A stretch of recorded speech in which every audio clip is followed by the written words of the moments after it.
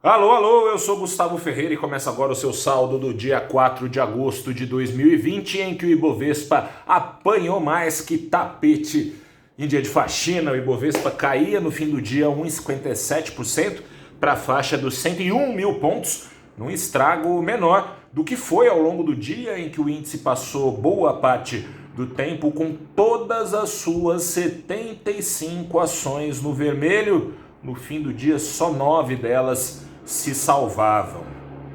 Bom, merece capítulo à parte hoje aí o dia do investidor no Brasil, porque foi totalmente descolado do dia do investidor lá fora. Lá fora na Ásia foi um dia de altas. As bolsas da Ásia, afinal, fecharam ontem sem saber, com os investidores ainda sem saber dos resultados das indústrias americanas e europeias, positivo, de expansão, responderam a esse estímulo. Na Europa e nos Estados Unidos, o dia foi de cautela, os índices perto da estabilidade, na Europa para baixo, nos Estados Unidos para cima, com os investidores esperando depois dos ganhos de ontem, num dia aí de ressaca, novidades vindas da Casa Branca e do Congresso americano, onde está em discussão, em treta, em briga, o novo plano de estímulos fiscais com ajudas aos desempregados nos Estados Unidos, e tem uma rusga, uma cisma entre os democratas, opositores do presidente americano Donald Trump, e os republicanos. Democratas querem gastar mais, republicanos querem gastar menos, os dois ali pesando na balança a dívida fiscal pressionada dos Estados Unidos, o endividamento público, por um lado, por outro lado, se vale a pena endividar sim, para ajudar, afinal de contas, a população americana e impedir uma derrubada ainda mais grave por lá. Aqui no Brasil isso aí não passou batido, assim como passou batido o número da indústria pela manhã, que veio acima do que era esperado pouco ali na casa de 8%, veio quase 9% de crescimento da indústria brasileira em junho, em relação a maio. Isso aí ninguém ligou muito. Destaque do dia foi o setor bancário, o principal destaque no Ibovespa, com as ações do Itaú afundando. O Itaú é o banco com maior participação na carteira do Ibovespa. O setor bancário tem ali 20% de fatia na composição. O Itaú tem cerca de 7%. Ações do Itaú na lanterna, caindo quase 6% e puxando para baixo todo o setor bancário. O Itaú divulgou na noite passada uma queda ali de 40% no lucro.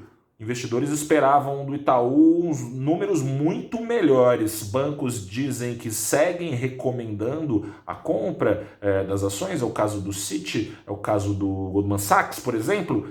Mas também dizem que esperavam mais. Além disso, pesou no setor bancário o raio do projeto que vai e volta, balançando com as ações dos bancos, o projeto que busca limitar juros do cartão de crédito e juros do cheque especial em 30% ao ano ao longo da pandemia. Vai em votação já nessa quinta-feira no Senado, depois de pressão de vários líderes partidários. O presidente do Senado, Davi Alcolumbre, cedeu a essa pressão, colocando na pauta. Isso interferiu também na sessão, mais o que interferiu mesmo na sessão aqui do Brasil.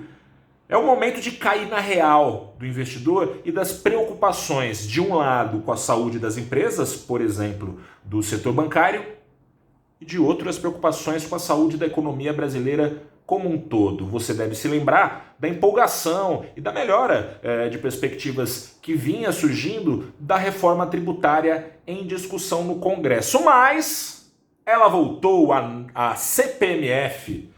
O presidente Jair Bolsonaro teria dado um sinal verde para o ministro Paulo Guedes tocar, ao menos um balão de ensaio, é o que fala na imprensa, para soltar uma nova tributação sobre transações financeiras, pagamentos, depósitos, saques. Caso prospere na reforma tributária essa ideia, seriam novamente tributados no Brasil. Se você não se lembra, entre 97 e 2007 esteve em vigor a CPMF, que era uma contribuição provisória, que de provisória não teve muita coisa, foi provisória porque teve uma cisma ali no Congresso. O governo, na época, que era a favor da manutenção, acabou perdendo a votação e a CPMF não continuou, mas desde então ela pinta no radar e nesse governo, como você sabe, como vem acompanhando pela imprensa, vários membros do governo já falaram disso, o próprio Paulo Guedes, o ex-secretário Marcos Sintra, até o vice-presidente Mourão vem falando de CPMF nos últimos dias. Isso pesou com muita força no mercado,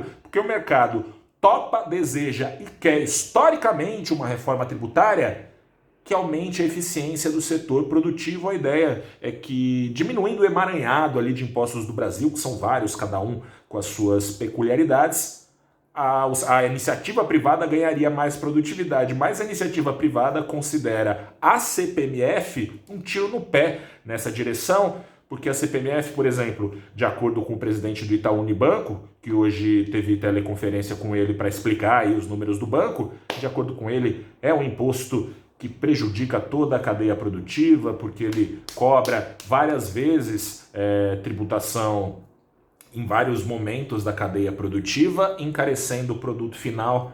Ele talvez tenha resumido com essa frase o azedume do mercado sempre que se fala para a CPMF. Preocupa também a rota do endividamento público do Brasil, que caminha para o equivalente a 100% do PIB. O Brasil, como você sabe, tem um teto de gastos.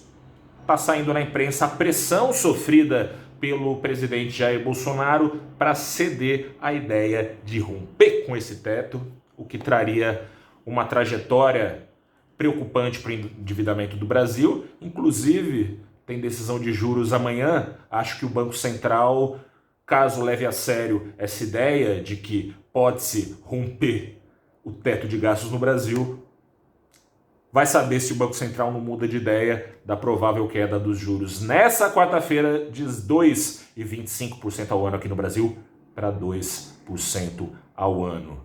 Nesse momento, tensão entre investidores de risco.